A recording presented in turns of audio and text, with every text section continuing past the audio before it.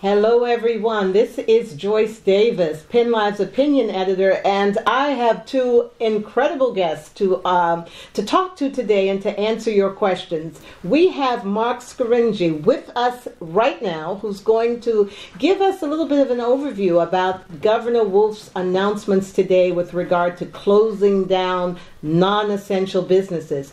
And we are delighted and privileged to actually also have one of his associates, Brian C. Caffrey, who's an expert in employment law, and he'll be able to answer our questions about what does practically all of this mean to my rights as a worker. So I'm going to first ask Mark. Mark, thank you for having us in your law offices for this connection with our readers. But would you tell us just what your take is on what happened today with Governor Wolf? Well, sure, and thank you, Joyce, so much for having us here on Penn Live. And today, Governor Tom Wolf issued a statement at a press conference, a virtual press conference in the Capitol. He was maintaining social distancing, so the press corps were not there, and they were calling in the questions from the press corps, and they were being read by one of the governor's press secretaries, which I thought is great. The governor is showing us, exemplifying one of the important rules in dealing with the coronavirus, the social distancing. And the governor in his press conference today stated, effective at midnight, all non-essential stores are to close in Pennsylvania, as well as bars and restaurants, except for takeout. And he went on to describe a little bit more about essential and non-essential businesses.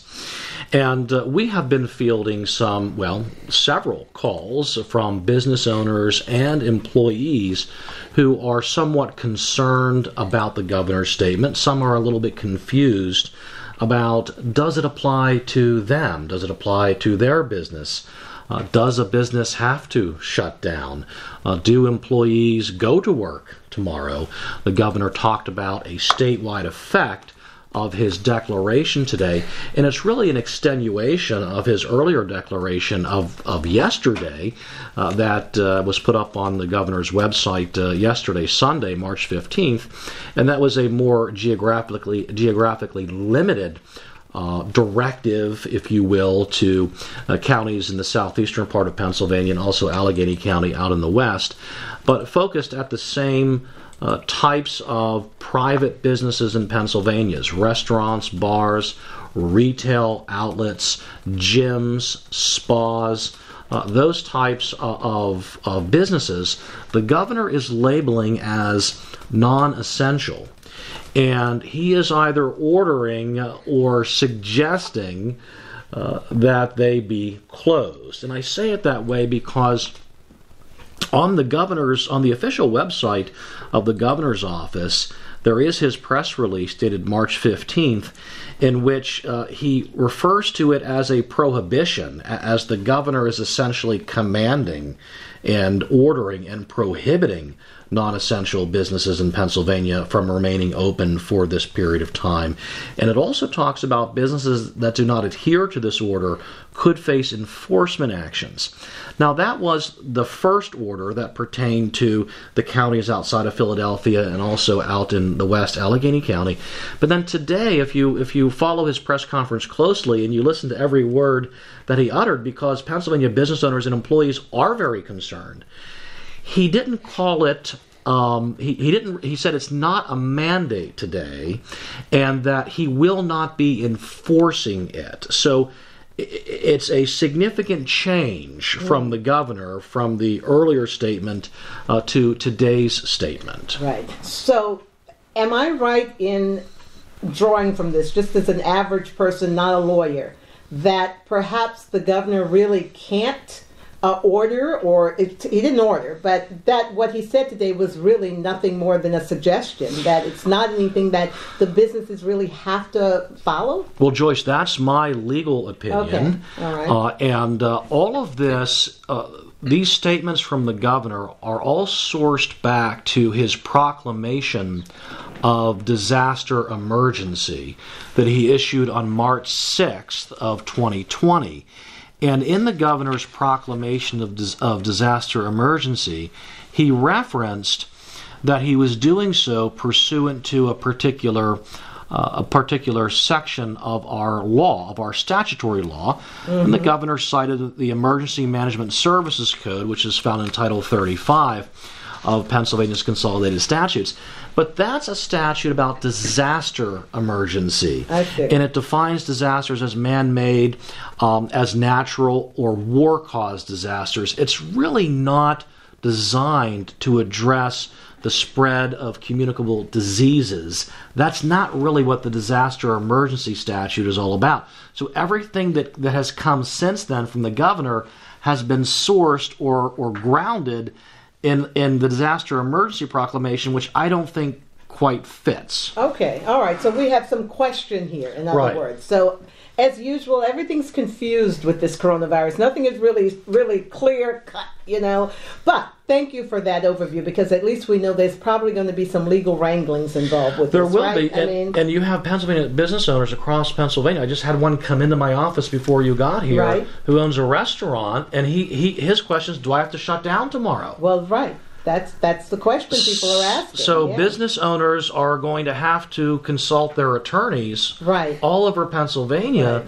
It's a serious legal question that needs good legal advice for how these businesses can conduct themselves. These businesses close, they're going to lose a lot of money. They are. But, Brian, that's why I wanted to talk to you, too, because this is your expertise. This is where you are. And here's what people are asking. First of all, if I'm a business, do I have to listen to the governor? But then, if I don't, and someone contracts the coronavirus in my restaurant, then what? So the first question is, should a business comply? That's a tough one. That's a tough question, Joyce. That is a great question, Joyce, and it's very tough. I don't think any of us have lived through anything like this in our lifetimes, unless we're over 100 years old and perhaps we're around for the Spanish flu after World War I. But I think it's a very tough decision. I agree with Mark that there's nothing in the statutes that requires a business to close down. And the other question that you asked was an equally, if not more difficult question, and that is, what liability might an employer have for insisting that employees come to work? And I think you'd have to go back to negligence principles in the law and analyze whether an employer can be liable. Can an employer be considered negligent by insisting that employees come to work under these circumstances? There would have to be some foreseeability of the risk that was imposed or that was placed on the employees. At this point, I know that a lot of the diagnoses, if you look at the news sources, are listed as presumed, which means that somebody's making a presumption based upon symptoms that the person is presenting, but that implies that there is no test result yet for that person. We also heard in the news that the president of Brazil had been diagnosed or had the virus, and later on in the news we saw that he took a test and it was negative. It's all well, and you can take a test apparently that says you're negative, and then a day later you can be positive because it simply hasn't shown up in your system yet. That's what I'm hearing as well. Right. And so that makes it difficult for anybody to foresee what could happen if somebody shows up to work, as I did today, and a lot of our people did today. The whole nature of this virus, or what the experts seem to think about the virus, makes these decisions very difficult and makes the analysis very difficult, because we don't have enough information on which to base a decision. Right. Joyce, may I add something Yes, you here? might. I just want. Let me just say, Brooklyn says so. We are on lockdown throughout the state. Boy, Go ahead. Yeah, and every business is different and unique, and so if you are a business owner or an employee at a business that handles large groups of individuals, if you own one of those gymnasiums that really markets itself to children, and you have 200, 300, 400 children and their parents in your facility at one time, then perhaps you want to take the governor's suggestion as more of a directive and do what he says. Because there is a risk that an employee or a patron will contract the virus on or about your facility, as Attorney Caffrey was mentioning, there could be liability there in the area of negligence, also recklessness. If you're an employer, that is very different. For example, here at a law firm, we don't have large groups of people, but we did do what Governor Wolf asked us to do with regard to social distancing. So we had a case management meeting in this conference room today, and we all spread out and got several feet away from each other, where typically we have them in one attorney's office where we're much closer together. So and we're offering clients telephone consults rather than in-person consults to protect the potential client and the employee here at the law firm. So if you're a small business or any size business that doesn't have large groups of patrons, guests, or employees, perhaps you may want to stay open. But also, regardless, you got to put into place all of those recommendations we're getting from the governor's office and from the administration. Right. Well, and actually you brought up several things. People are asking, what about Planet Fitness? What about gas stations? What about school districts? We know some school districts are being closed. But people are asking about these different types of businesses. And here's the rub. Let's say I feel uncomfortable. I really don't want to go to work and expose myself to this. But my boss says, you better get in here or you don't have a job. Where do the rights lie with that? Brian. Well, Joyce, that is push coming to shove, isn't it? Yeah. That's a very, very difficult question. But that is the question. So many of our, especially if you're a waitress or you're not a professional, you're facing that, right? Again, the answer depends upon the business and the size of the business, number of employees. You have the Federal Medical Family Leave Act. You have the Pennsylvania Family and Medical Leave Act. So you have a federal and a state statute that could apply to the situation. And the individual employees may already have paid time off, personal time, sick time, or vacation time that they can use now during this 14-day period. But the tough question comes if there's no more paid time off, what do the employer and the employee decide to do? The answer to that question is best left on an individual basis between the employer and the employee. And I'll bet most Pennsylvania employers will work something out with their employees, and whether it's working from home, or if the position they hold doesn't allow for work at home, to work something out over this temporary period of time where the employee, who is a valued employee, maintains employment and maintains some pay during this crisis, during this temporary crisis, and then can come back to full-time employment once it's over, and both the employer and the employee will probably be very happy and satisfied with the arrangements that they make on an individual basis. I have so many questions here. I really have to get some of these. So the state is closed down, they say, but not the federal. The federal government still hasn't closed down. As far as we know, that's right. I mean, parts of the federal government are closing down. Parts of the federal courts, for example, the United States District Court for the Middle District here in Pennsylvania is now closed. Okay. So we are seeing parts of the federal government closing down. But Brian, I think you said you had a deposition tomorrow. As far as you know, your court hasn't closed down, right? Well, that's not being taken in a court. That's going to be taken in a private office. Okay, all right. I think what Mark, the essence of what Mark is saying is that compromises are going to be made here. There are many groups, from my Rotary Club to various businesses that are making decisions. Even the courts are putting a time limit on this. Mm-hmm. And even Governor Wolf is putting a time limit on this.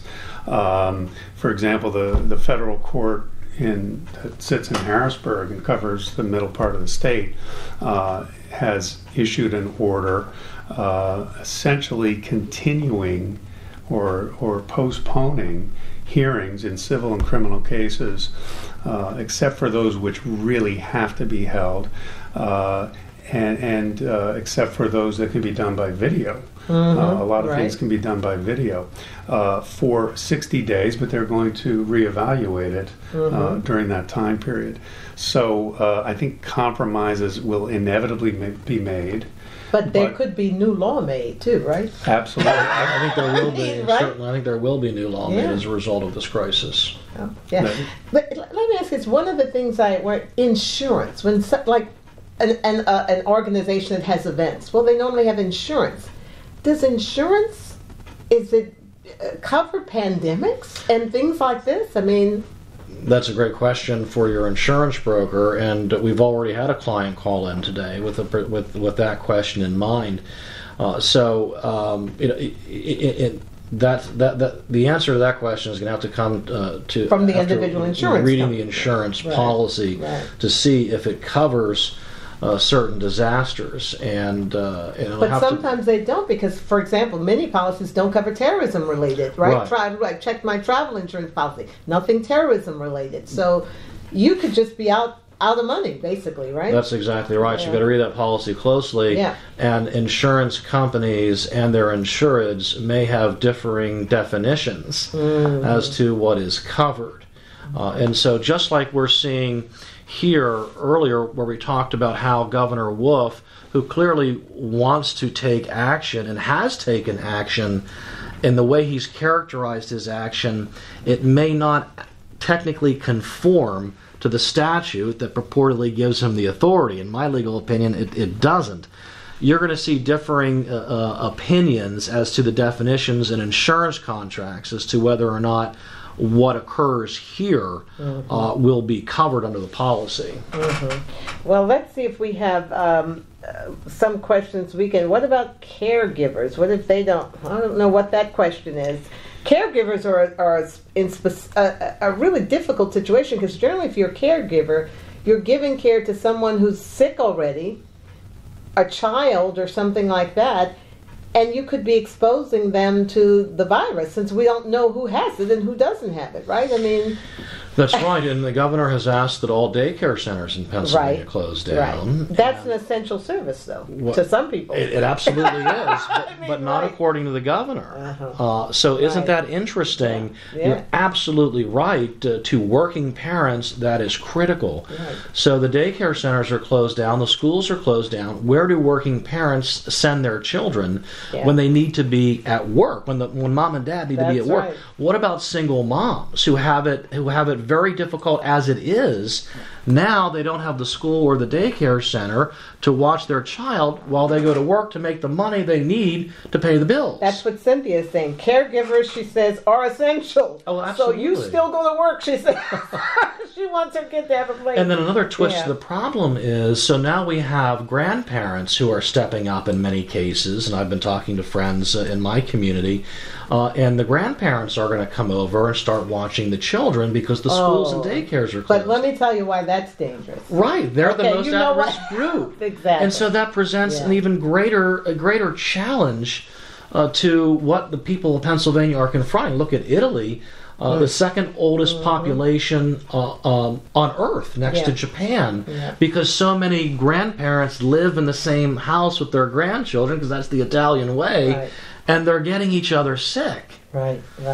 So let me throw some of this. Ryan says his wife works at a private daycare that will not close until it is mandated to close. And he says, I thought they were actually supposed to close. No, he says, I thought they were exempt. So you have a daycare that's forcing its people to come to work. What do you say about that? Was there a difference between the two announcements that the governor made? Well, there was a difference in the geographical reach. The first announcement pertained to Bucks, Chester, Delaware, Montgomery counties, the counties that surround Philadelphia, and also Allegheny County. And that statement did use words such as you're prohibited from being open. Businesses that do not adhere to this order could face enforcement actions. But then the governor's message kind of evolved a little bit to the message of today, where he expressly stated it's not a mandate. Mm-hmm. So it doesn't matter, to answer that viewer's question, it doesn't matter whether it's an essential or non-essential business, because the governor is saying it's not a mandate. You don't have to close. Tim is telling people you better apply for unemployment compensation now. Let's talk about unemployment compensation. Where does that fit into this? Well, the spirit of the unemployment compensation law is that you are entitled to be compensated for losing work through no fault of your own. And this would certainly not be the fault of somebody in an instance where their place of employment simply closes and doesn't have any work. I wouldn't be surprised to see some kind of legislation in that area. I don't know the extent to which the governor has the authority to make any orders in that regard, but that will become an issue. Mm-hmm, mm-hmm. Joyce, if I may add to your listeners, if their business closes down or if their business reduces their work schedule, let's say there's a real fall off in business because so many people are staying home and they're not going out and patronizing their local businesses, and so the business has a real fall off, the business owner may reduce those workers' work schedules. And if they're hourly employees, then they have a resultant reduction in income. And so it's hurting the bottom lines of the employees, but it's really through no fault of the employee or the employer. Right. And so in that case, those employees should consult their attorney, because they may qualify for a partial payment of unemployment compensation due to a reduction in their work schedule through no fault of their own. So there might be some compensation there. Zia is saying, I think the government should pay us to be off work. She thinks it should be a government. Actually, there is some discussion at the federal level of providing compensation for people who are forced out of work for some way. Have you heard anything more about that? I know it's working its way through, right? I know that politicians and legislators are talking about that kind of thing, in addition to making the airlines whole for a drop-off in air travel. I don't know that there's any law that's been passed or considered by the president, but boy, that gives you an indication, a hint of the cost of shutting down, closing down a nation of 330 million people or a state of 12 million people. Absolutely. There are a lot of questions going back and a lot of debate here on what's essential, just as you got to, Mark. What's essential and what's not essential. Am I right? There really is no definition that everybody's going to adhere to. I hear them going back and forth here with these debates, as we know, the baby care places and all of that. But, to some people, a Walmart is essential. I'm seeing that, here in the comments. You're right, Joyce, and we're getting those same calls from clients and just friends who are confused about what that term means. The governor used the term essential and non-essential, and he gave some examples of essential and non-essential. But there's no statute that provides that definition. That's the governor kind of uttering into existence these terms. They're not legal terms that are based in some sort of legal authority. So there really is no law that we can look to look up the definition of essential or non-essential. And Zia asks, are contractors that work for the state essential or non-essential? I have someone that, what about nursing home residents? The staff there, is that essential or non-essential? Somebody says banks are essential. They have to. They certainly are. So we're really in a bind here with this. I mean, it really isn't offering a whole lot of guidance, except you could say maybe a nail salon is not essential. Let me say, the owner of the nail salon will disagree with you. Ah, okay. Think about all these small businesses that are going to be shutting down now and have no income. Right. Small businesses can't go for very long. It's not like they have massive capital behind them. Right. A lot of them are day-to-day, week-to-week businesses. So this is why it's so concerning, and so many of our clients are very anxious about this. We represent a lot of small mom and pop businesses. If they have to close down, that's lights out for them. Yeah. Even for as few as 2 weeks. How many Pennsylvanians go paycheck to paycheck? A lot do. Well, even as you were saying that unemployment may indeed come into play here, doesn't it take a while for unemployment to kick in? Like, you don't just get it the next day when you apply for it, right? I mean, yes, it does take some time, but they're pretty fast now, the way they have the unemployment compensation system working. And I wouldn't be surprised to see more state resources allocated to unemployment compensation as a result of this crisis. So here's a tough question for the both of you. Get ready for that. We have some great readers. Aaron says, is this event considered an act of God or an act of man? Is an act of God or an act of man to get out of a contractual agreement? Right. I mean, how is that going to be debated? Unless it were some kind of bioterrorism, right? About which articles have been written, and much studied. Well, there was a book written. Apparently, some of my readers told me someone wrote a book years ago predicting this, but it was a biological terrorism, so to speak. Yeah. Right. Barring something like that, I don't think it would be man-made. It's not man-made. It's God-made. Then.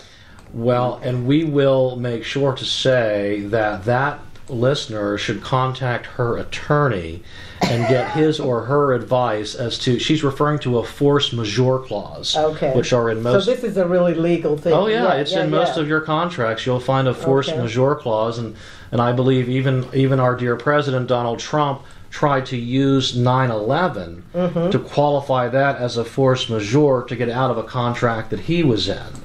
So, really? So it very well, it could be, it could rise to the level. We have the governor of the Commonwealth of Pennsylvania declaring a statewide disaster emergency.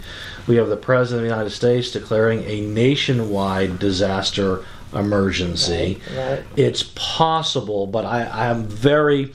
reluctant to give any concrete legal advice here, because you've got lots of listeners who have all these various contracts. They really need to contact it is something to think about. It's a question to raise. Sure. And the listener was right to raise it. Here's Krista is asking another, I think, interesting detail. That is there a difference between essential businesses and essential staff?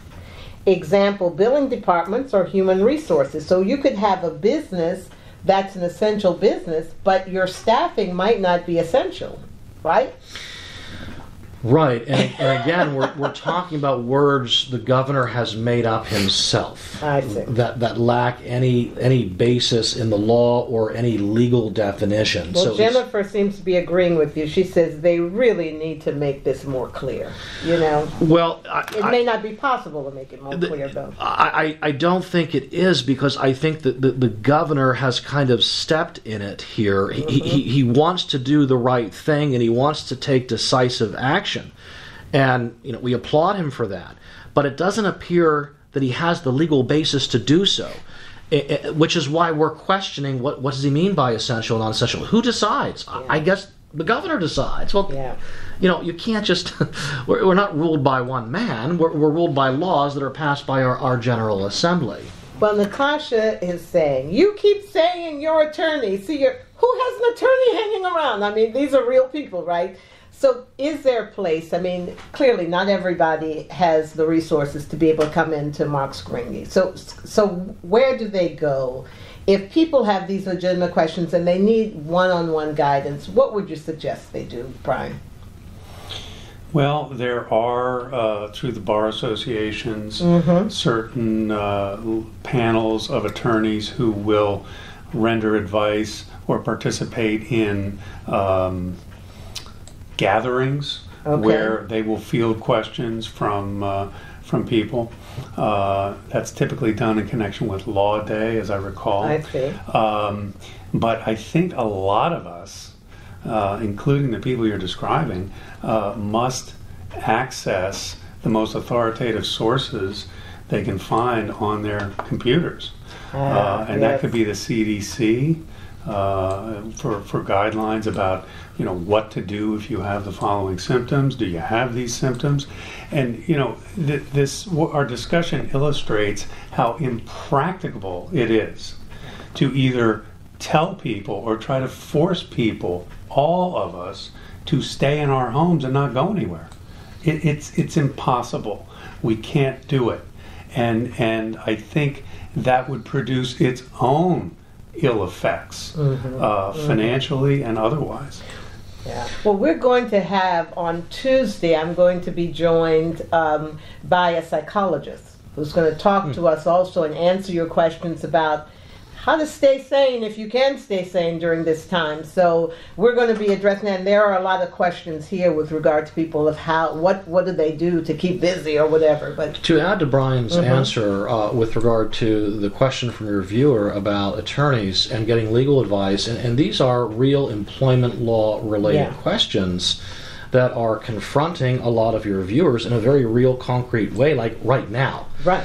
There are attorneys who will offer free initial consultations. For example, we do that here for that very reason. There may be an individual out there who maybe doesn't have a significant amount of resources, but has a question. Sure. And so we offer up to an hour. There are other attorneys in the area who do offer free consultations on employment law. So you want to get to an employment law attorney who will offer a free consultation, and be prepared. Write down your questions in advance. Be prepared and really maximize the time that employment law attorney will give you to give you some guidance about how to move forward. I think that's a very good tip, because that's one of the things I was going to... They're listening here. People are asking their questions. But you're saying that most attorneys will allow you to come in for the first hour and at least get a sense of what you should do. Right. And so that's one. Simply call an attorney, request an initial visit or initial phone call at this point, because nobody may not want to have everyone coming into their office. Right. But are there free? Is the Bar Association gearing up to try to respond or to try to help people right now? I do not know. I know that the Bar Association has curtailed some of its events, its meetings and gatherings and so forth. And I think they're falling in line with various other organizations and companies and agencies of the government. But that's one thing I think they could do, to maybe have some sort of resource list of resources that can help people. Here's where to call, here's what to do, and to gear up maybe something on their webpage. Maybe they already have it, I haven't checked. Something on the webpage, just deep points and questions you should ask or something, to help. And to your listeners also, they should be talking to their employer. They should be talking to their supervisor or the HR department. Don't be bashful, don't be shy. Your viewers have real questions and concerns about how this is going to impact them. Go to your employer and have a nice two-way discussion about how they're each going to handle this situation as it unfolds. This is as Sarah says, she works in human resources and she takes care of individuals, and they live for daily. She works in human resources for people with mental and intellectual disabilities. It's going to be very difficult for them if they lose their staff, their daily routine, she's saying. So again, that's an essential service, I guess, but I don't know. These are really difficult questions you guys have here. Heather says these offices have large numbers of staff and are not encouraging the idea of social distancing. There are some offices not encouraging that, she says. Employees are also under various contracts. These same employees are being forced, with the struggle of child care, when the state, local areas have shut down. So there are people trapped, is what she's saying. They're even inside their building. Now, is that a liability? If a company really realizes in the middle of all of this that you're not keeping your place as sanitized as possible, you're not allowing people to keep distances, you're not enforcing those things, what kind of liability does that company have? I think it's wide open, Joyce, because, how much distancing? Is it more than we are allowing ourselves during this broadcast? Again, most people, and I'm not a physician, I'm not an epidemiologist, but I think we can gather from what we're reading from the experts that are available to us online that not everybody, by no means is everybody going to get this virus. And it might be that many, many, many people are exposed to this virus and will never get any symptoms and will never get the virus itself. So it's awfully hard to make categorical statements about finding people liable for things that they cannot foresee, and even the most prominent experts cannot foresee or predict. Well, that seems to be the defense already for the businesses then. Who could predict? Who knew? This was all evolving information. You couldn't... This person was saying one thing, this person was saying another thing. The president said one thing, the governor said another thing. Wow. And if everybody stayed home, yeah, no food would be delivered to the grocery stores. Right. The grocery stores wouldn't be open. Your doctor wouldn't be open. No part of the government would be open. Fire and emergency services wouldn't be functioning, and it's impracticable and probably unnecessary. Yep. There are so many things here, people talking back and forth about just questions of who needs to work, who doesn't need to work, and just as you say, what if the delivery people stop working? How are we going to get supplies if we can't get out? This one says, we as direct support professionals have to keep working. Our individuals rely on us. Now the schools are closed. So, boy, then someone says, but if I go to work, I worry about bringing it home to my elderly parents, So you're going out into the community, you're coming back. There's just so much here. So I'm going to ask you guys, because clearly people are confused. There are lots of questions. There are lots of legal questions. Maybe each one of you give our readers 3 tips or 3 things that you think they should bear in mind as they try to navigate between protecting their health, protecting their jobs, right, and being a responsible citizen in our community. Well, my tip to the employers is to learn the protocol promulgated by the CDC and also the Department of Health here at Pennsylvania, and incorporate as many of those protocol as are practicable in your employment situation and environment, because you want a safe workplace for yourself, for your employees, your guests, your customers, and your clients. That should go without saying. And as to employees who are very concerned about what effect this will have on their job and their income, yes, there are employment law attorneys you can consult with to get legal advice. But first and foremost, talk to your employer, talk to your supervisor, talk to your HR person. They want you to be healthy, and they want you to stay employed. They want to continue to be a fully functioning operation through this and when we get on the other side of it. So don't take any drastic action if you're an employer or an employee. Talk to each other and get and come up with a workable way to deal with this crisis. Okay. Brian. I have to agree with Mark that communication cures a lot of ills, and that would be on the part of the employer and on the part of the employees. If nobody is communicating, then people develop ideas, they start making assumptions. The employer doesn't care about me, or the employees just don't want to work, But I think communication will facilitate and essentially force some decisions that are the subject of compromise and a weighing of these ever-changing factors and information that we continue to get. Wow. Well, we have had more than 300 comments and questions. I tried to get through some of them, but I thank you for tuning in and joining us on this. And I especially thank Mark and Brian for sharing their expertise and their knowledge and their boardroom. And we kept a distance here, so I think we're okay. But join me tomorrow at noon. I'm going to be talking to a psychologist who's going to answer some of your questions, or at least give you some tips on how to stay calm, not panic, and stay sane during this coronavirus crisis. So see you later. I'll be back tomorrow. Thank you. Thank you, Joyce.